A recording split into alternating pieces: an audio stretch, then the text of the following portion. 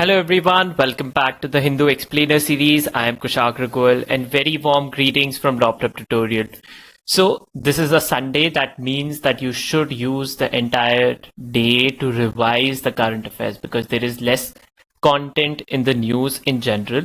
So therefore, it becomes important that you utilize the time to revise. As the examination gets closer and closer, it is paramount that you do your revisions. So yesterday, there were a lot of doubts related to sedition and all. I'll be taking them up one by one. But before that, there was another question of how many COVID variants are there and how have they been described as. So the first for that, so till now we have heard there is an Indian variant, UK variant, there is a Brazilian variant, a South African variant. So though all of those have now been given specific names and their lineage, all right, they have been described so. So for example, the list is the UK variant, the earlier what we used to call the UK variant. The name of that variant is Alpha. It has been, the lineage is B117. All right. It originated first in United Kingdom. All right. Then the South African variant, which is supposed to be causing far more mortality. That variant has been named as Beta. B1351. All right. Then the Brazilian variant of the coronavirus has been named Gamma. All right, and the lineage is P1.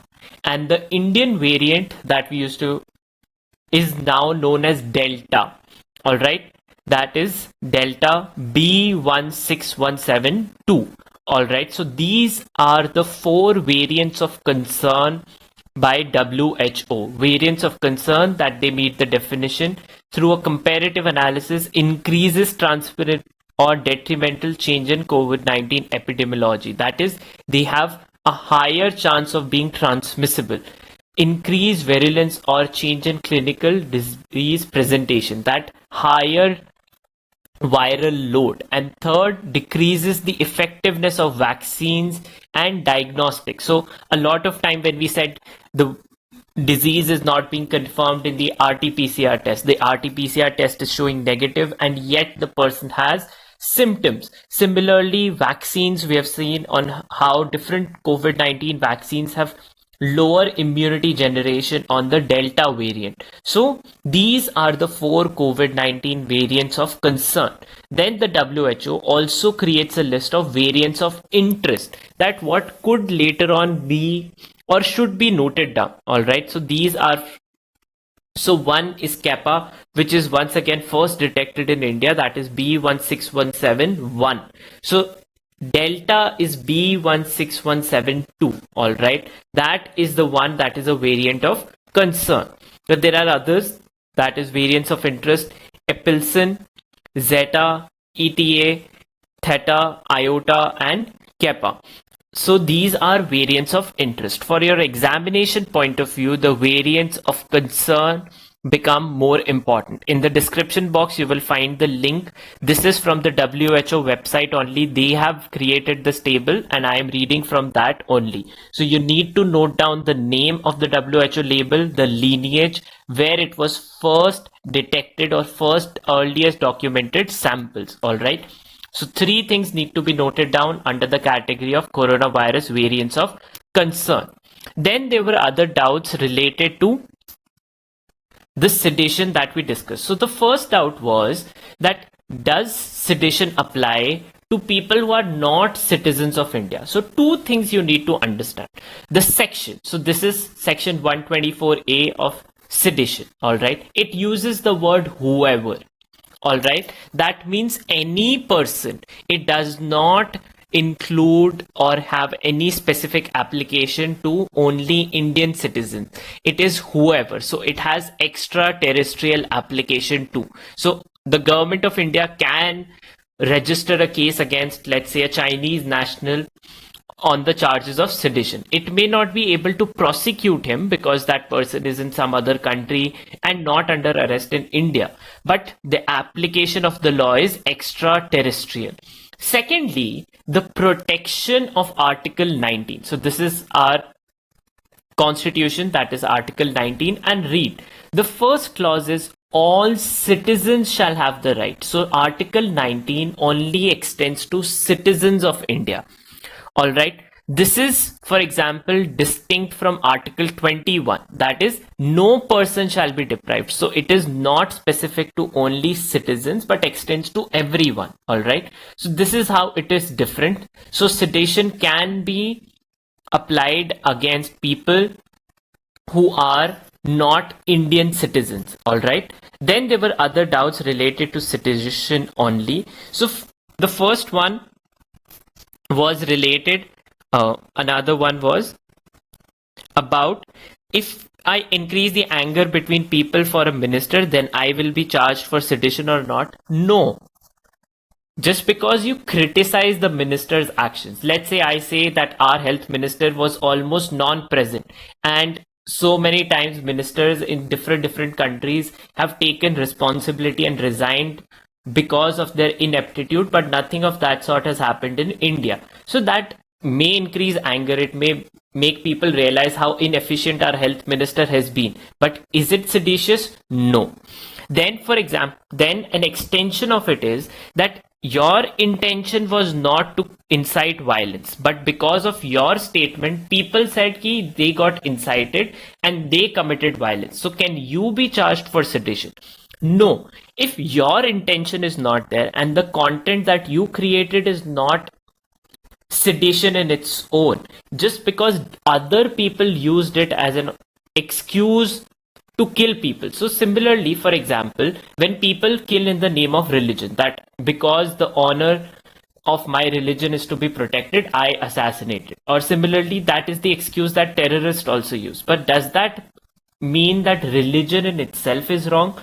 No. But just because some people use religion as a guard or the excuse to kill people, that makes their crimes, their actions as crime, but does not mean the religion is wrong. All right. So sedition applies the same logic. Just because your criticism was there and that in its own was not with the intention to incite violence, it is not problematic. People may choose what they are willing to do, and that responsibility lies with those people and not the person who created the speech. All right.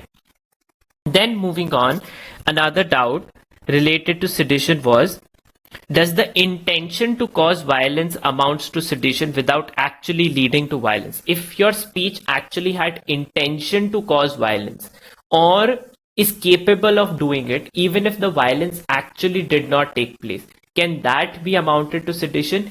Yes, because whoever by words, either spoken or action, or by signs or visible representation. So as long as you in your own manner did it, right? Your written words were used or your speech on its own was capable of being seditious, you can be charged on the grounds of sedition.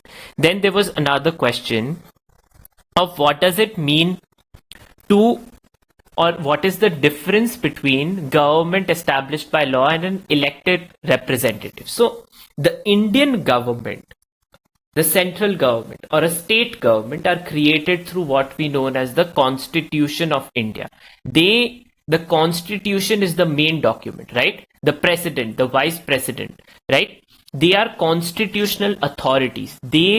Whosoever occupies these posts may come and go, but the post remains. So this is the government established by law. The president, the vice president, the parliament, they are established by our law, but the person or the actions in them are not, right? So therefore criticism of a person who occupies that post is all right, but saying that Indian president, the position of president in itself. So we may also have criticism that Indian president is a rubber stamp. Indian governors are used by central governments as political entities. So that criticism is fine. But saying that India should not have a democratic government at all and we should have a communist party type of system that is there in China, that would be sedition. All right. Then a lot of you have also asked in the comment section about the new tax law that have been agreed. So we will be talking about that. And there have been some about the Model Tenancy Act. I will discuss that tomorrow. All right. So on that note, let's begin with today's newspaper. Before we dive into the corporate tax, the first news is government sends one last notice to Twitter to adopt the new IT rules. So Twitter till now has not complied with the new IT rules, under which it is a significant social media intermediary and therefore has to appoint officers, and those officers need to be locally present.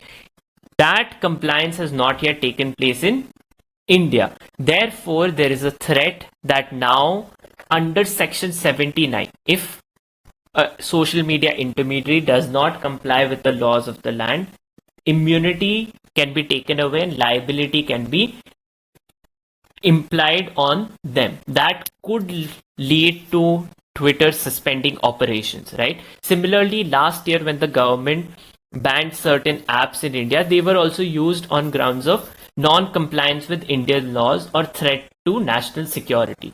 Similarly, Twitter may also be banned. That risk is what the organization is now running because it has not complied with the new IT rules yet. So that is the entire story. Then on the right hand side is G7 nations agree on a uniform minimum corporate tax. So the 7 largest economies of the Western world have agreed to have one minimum taxation in general on their corporate operations at large. Now, there is an analysis of it at the later part. I will be discussing this entire premise, what it is, how it affects us, how it affects India, all of it together there. All right. So moving on, apart from this, on the front page, GST revenues fall to 1 lakh crore. This was expected because of different lockdowns. So nothing more to read into this. Apart from this, unlock procedure beginning at different areas of the country now. Then moving on, see, all of these updated news are something you can totally skip. This is something that I've been telling the viewers since we began with the series. All right. And a lot of you have also pointed out that there were certain episodes that you were not being able to find. Those comments, those requests, I'll reply specifically in the comment section itself. All right. So moving on, apart from this, farmers held protests outside BJP leaders' offices. But for us, what is more important is new database for missing people. Interpol has launched a new global database named as iFamilia.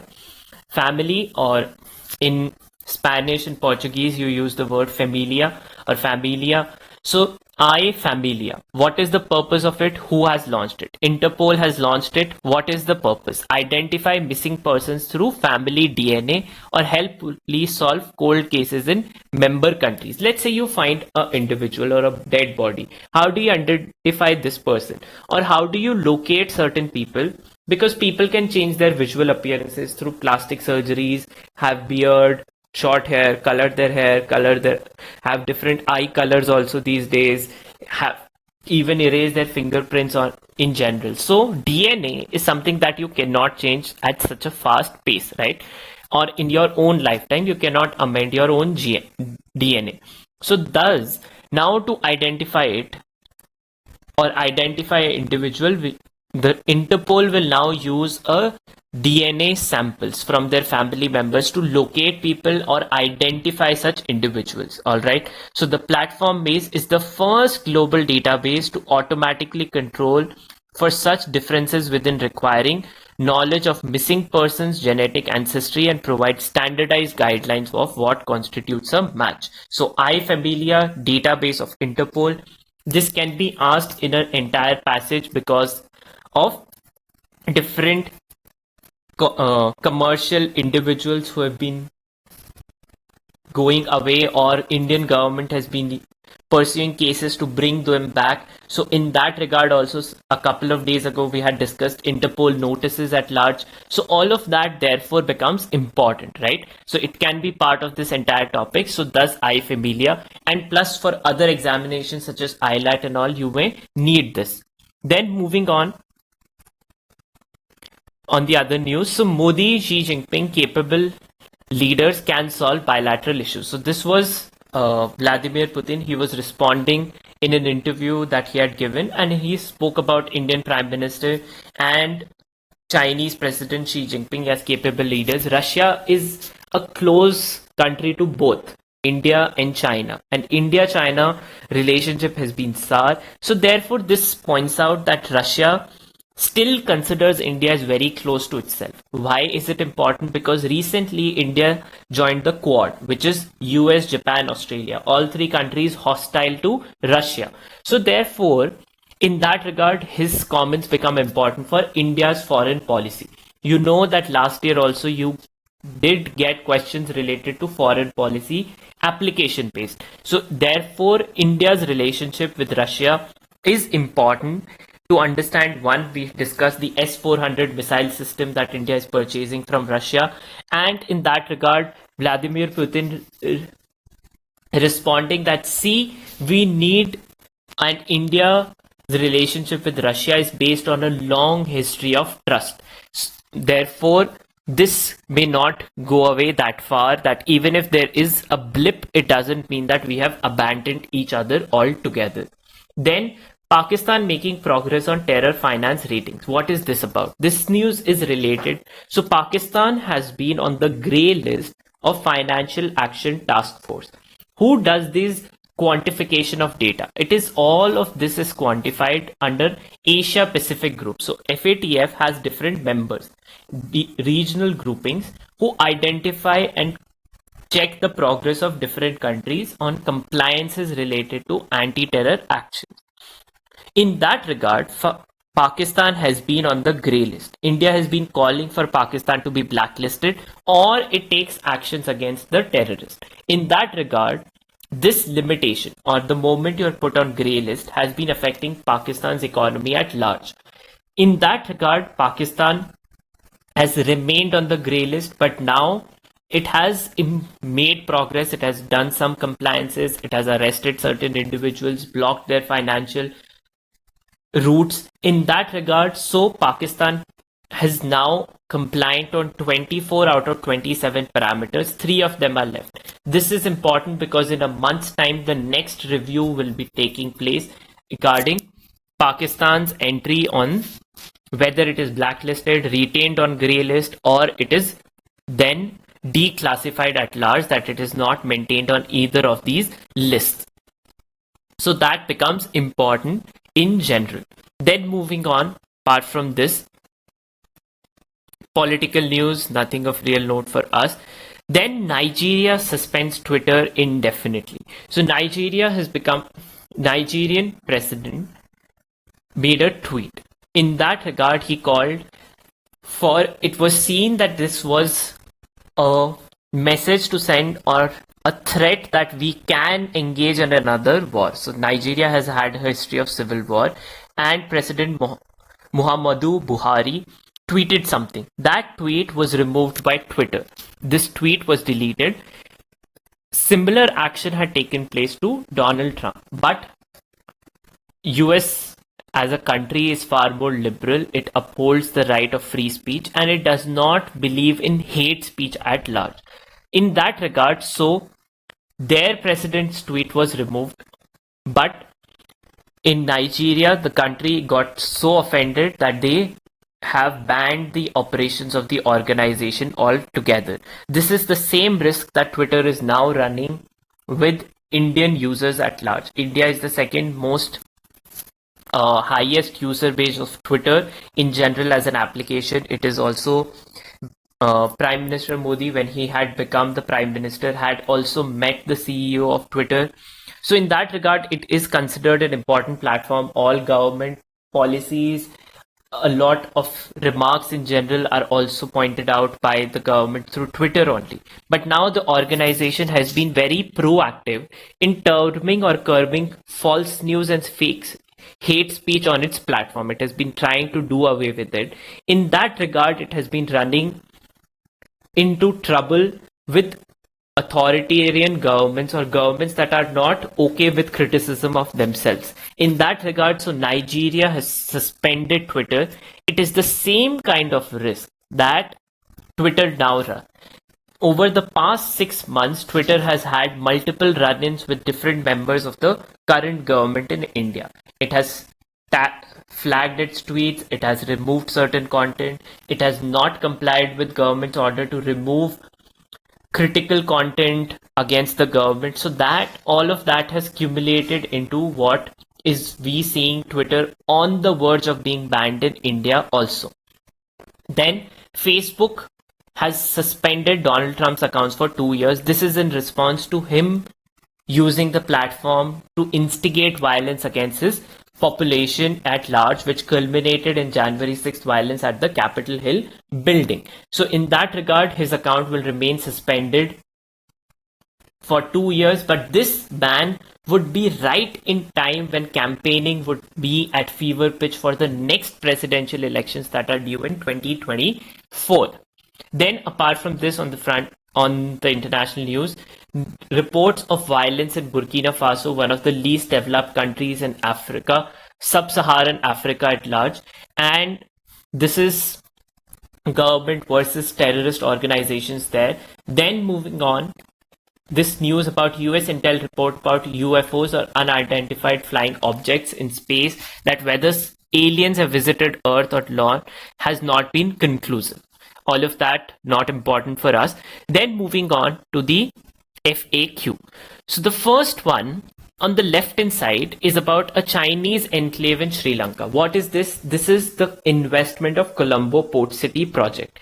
This project is the one in which it was being seen as a tax haven. All right. It is exactly these kinds of tax havens measures for which the G7 agreement is going to target. Places, geographical locations that are of tax-free operations. Whatever you invest in this and the money that you earn will not be taxed. Now, why is this project important? It is part of China's Belt and Road Initiative. And secondly, it is also going to diminish the control that Sri Lanka has on its own territory. It is something that Sri Lanka had to give to China because of the debt Sri Lanka had taken up in terms of other investments that Chinese have done in the country. So this port city project, slated to be completed by 2041, is seen as a Dubai or Singapore in Indian Ocean. It is also important for China in strategic point of view. It will increase its influence in Indian Ocean, which is seen as the backyard of India. And in that regard, the project was launched in 2014 by Xi Jinping and Mahinda Rajapaksa, the administration's second term. And in this regard, this project is seen as an important initiative of China in Sri Lanka. Two implications of it. First, it is part of a tax haven, something that the G7 and digital taxation in general is trying to curb. The second part is its relationship with India, China, Sri Lanka. Sri Lanka has traditionally been closer to India. That has been shifting under the Rajapaksa's government. So this project will further strengthen the influence of Chinese investment, and it will provide China with the land in Indian Ocean for 99 years.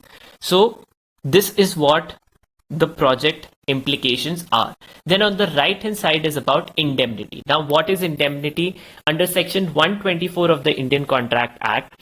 Now this is important. So this is a commercial contract, an agreement between two parties over something. In indemnity, for example, there is A and there is B. A contracts with B that B will indemnify in case of any loss that A suffers in his business. Insurance companies are basically indemnity contracts also, where let's say there is a fire insurance, a car insurance, mobile insurance. If my mobile gets lost, if my car gets lost, this company will pay me damages. That is indemnity. In COVID vaccines, indemnity means that, see, usually, traditionally, vaccines have had historical and a long term of research, but because of COVID-19 effect, that vaccine process has been shortcutted. We are not testing long-term effects of COVID vaccine. We do not know what these effects will be. So the vaccine manufacturers are like, see, we are producing these vaccines because you need them earlier. Now, because you need them earlier, you will indemnify in case of any damage caused to anyone, and we will not be liable. That is what this indemnity clause is. India traditionally had this indemnity clause in general for anyone who is making vaccines in India. But because we are facing severe shortage of vaccines to vaccinate our population, we have waived this limitation. Now, the same indemnity is also being sought by domestic vaccine manufacturers, that is Bharat Biotech and Serum Institute. So this is what this controversy is. Indemnity then becomes an important section for your legal section of the CLAT examination. This would mean that the Indian government will have to bear the financial consequences of any long-term damage. Then the next news, US delays tariffs against digital services tax. This year in the budget, we imposed a 2% digital service tax on companies or e-commerce operations on non-resident companies. What is a resident of India? A resident of India is that person who for consecutively or has stayed for more than 180 days in the past financial year. A resident is supposed to pay taxes to the Indian government, but social media companies can be non-resident and evade taxes. For example, Twitter, Facebook, small companies, let's say Tesla, any of these companies, they may operate from outside. They may run services, they may register a website in India, provide services to Indian people, but not actually generate revenue without actually coming to India physically. So they would not pay taxes. This is what the digital tax would do. It would impose a 2% tax on their operations. In response to this, US was like, how can you tax our operations when we don't tax yours? So the US government brought out retaliatory tariffs. The Biden administration has withdrawn it, but this is now a threat that, see, in case you impose this taxation on our companies, then we can also impose taxations on you. This would be retaliatory tariff war. The threat is, so first you need to understand this part, that these digital taxation, how they work. So, for example, Facebook is a company registered in Northern Ireland, and it works its operations from US, India, big places where it has huge user base, earns millions and millions in revenues, but doesn't pay a single penny of taxes to US or India. So this is a loss the exchequer faces. However, there are Indian companies also which are not taxed in USA because of the similar facility or laws in USA. Therefore, when India stated we will tax, US has now responded that, see, if you do it, we will also do it. That is what this entire controversy of India is. And this is something US threatened against Austria, Italy, Spain, Turkey, and UK. So this is something was not just targeting towards India. Now, all these countries are far more aligned towards USA or are liberal democracies at large. So this would higher taxation or uncertainty or a tariff war would derail the growth that the world economy needs post COVID-19. So that is the second threat. All right. But right as of now, you just need to understand it is not that watertight. This controversy is not watertight. Thus, it can be avoided in general for noting down. All right. Then the first human infection of H10N3 bird flu. So the bird flu or avian influenza has different subtypes. They are listed here, that is H7N9 and other H7N10, H18N11, different influenzas. We have also had outbreaks of bird flu in India. But for the first time, a human infection has been detected of H10N3 bird flu. This has been detected in Beijing. Till now, it is not of concern. What it shows is that diseases from animals can infect humans and then it can elaborate or spread into human society, something that has happened with COVID-19. Because COVID-19 is alleged to be a zoonotic virus, these influenzas and their names also become part to be noted down. The first avian influenza was detected in 1997, which was H5N1, all right, in 1997. Then moving on, the profile. The profile is of the BRICS section. All this that is discussed in this article is something we have discussed previously when we had talked about the BRICS summit.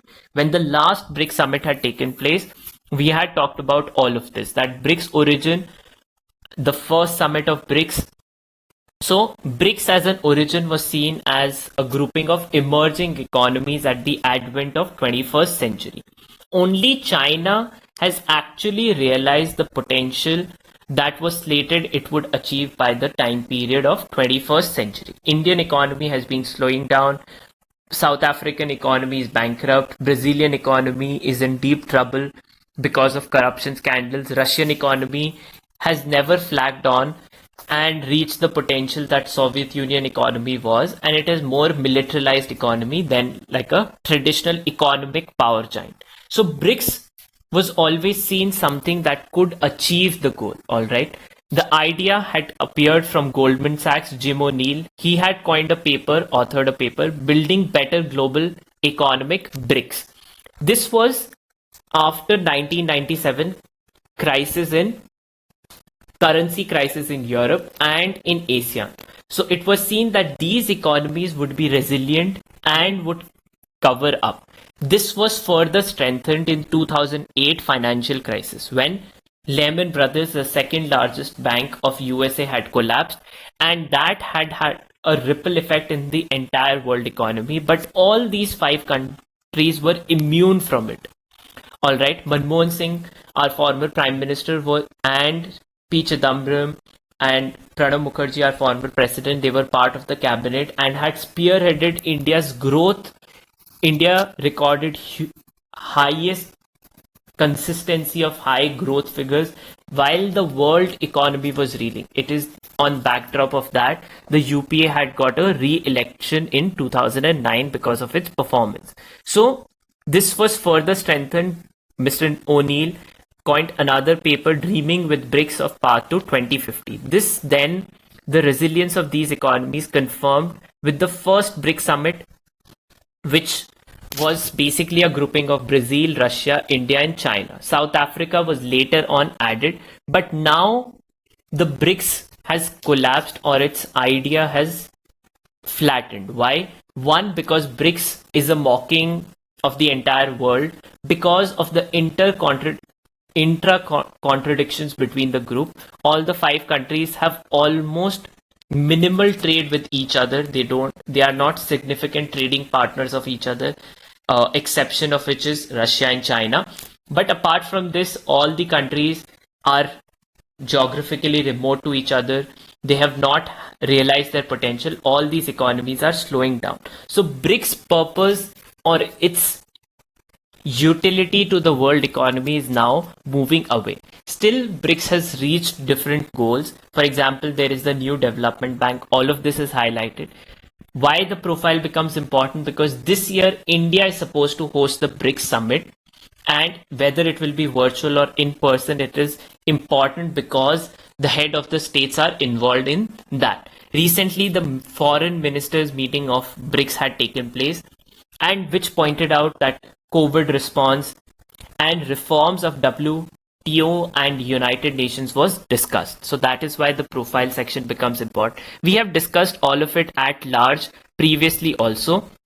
All right. Then on the left hand side is the profile of Naftali Bennett, who is supposed, if the new coalition in Israel is able to secure majority, he would be the prime minister. His political party, that is the Yamina party, is considered far right than Benjamin Netanyahu. He believes that Palestinian state of Palestine should not be created. He also believes that Israeli settlers occupying the land of the erstwhile state of Palestine should be given more constitutional rights. At the same time, he will come to power with the assistance of the first Arab majority party, that is the RAM party, United Arab List. So whether he'll be able to carry out his right-wing agenda or not depends on whether his coalition will last for a long time period. Then moving on the business pages, what is global minimum tax and what will it mean?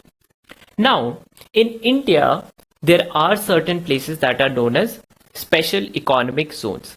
They were first created as areas which have lesser tax ratio.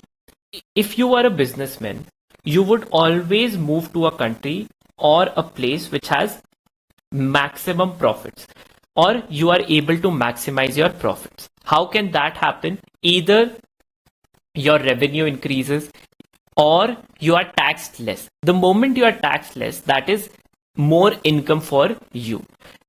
Having lower rate of taxation reduces your overall cost of businesses. Therefore, multinational corporations or specifically digital companies, all right, they have cross-border operations, they have users across the world while operating from one particular nation. They may be registered in one country but may operate throughout the world. For example, Android softwares or Google as a search engine, Windows as a software. So these companies have global consumers. But do they pay taxes everywhere? No. They are registered in countries that are known as tax havens. That is, they do not either have minimum taxes, very low taxes, or for the past 30 years, countries have been competing to get investment by lowering their tax ratios. At the height of socialism in India, under Indira Gandhi around 1974, Indian government has had taxes levels up to 97% on businesses. Today, we tax almost approximate to 20%, but that is considered higher in comparison to tax havens. For example, Panama, Switzerland, Northern Ireland. So these are considered tax havens. Why? Because they have either 2% tax, 1% tax, or no taxes. So companies registered there. For example, Flipkart in India, registered in Singapore, used to operate in India, but pay no taxes to Indian government. So now this G7 grouping, that is the world's leading Western economies, the grouping has now confirmed a minimum tax rate that these 7 countries will have at least this much taxes. What this would mean is investors and companies cannot go around in different places to look for lesser taxes. They will have to pay taxes somewhere or the other. All right. The second part is of this global minimum taxes, they are now pushing the entire world or the grouping of OECD and G20 nations, that is India and other developing economies, to reach to this level of minimum taxation. If the entire world taxes businesses at a certain level, 15% or 12.5, that is the bracket of negotiations that is being discussed, then this race to the bottom will go away. That no company will then be able to go to a certain place and avoid taxes. Where in some 3-4 years ago, there was a huge uproar about something known as Panama Papers. Panama Papers was law firm in Panama. Documents were leaked. It showed how businessmen in India and celebrities such as Amitabh Bachchan were also there, that they were also saving taxes by registering their businesses in different locations such as tax havens. Right? So this problem of countries trying to compete with each other by having lesser taxes is detrimental on 2 levels. One, businesses can go away from your country. There is uncertainty. Secondly, it also reduces your revenue. Governments, because of COVID-19, are running short on revenue. So how can you raise your revenue? Either you generate new businesses, which is not possible because the economy is at a downturn at large. And second is that you raise taxes. Rich have been avoiding taxes for a long time, for the past 30-40 years, which has increased disparity or income disparity in the world. This will curb that. So this is what the global minimum tax is. Whether OECD and G20 countries also agree to this needs to be seen, but at least the G7 countries have done this. The modalities of it are still being discussed. That is, what will be the percentage of tax, when will it become operational, what kind of businesses will be included in it. All of that needs to be worked out. So on that note, on the sporting side also, there is one more news about update that the T20 World Cup that was supposed to happen in India would be moved out to UAE and Oman. That Oman would also be hosting the T20 World Cup along with UAE. This would mean, because of the developing COVID-19 situation in India, that we will not be able to host the tournament in India. So heartbreak for Indian fans in general, but the tournament will move to UAE and Oman. So you may be asked a question, where will be which country is the new location for COVID for the T20 World Cup? So on that note, I'll conclude for the day in today's newspaper: minimum global taxation, Twitter compliance, digital service taxes, Sri Lankan Colombo port city, then specific doubts about sedition, and lastly, COVID variants. All of that becomes very important from CLAT perspective. Very direct questions can be asked on all these topics. So make sure you note them. Thank you so much, and I will see you all tomorrow.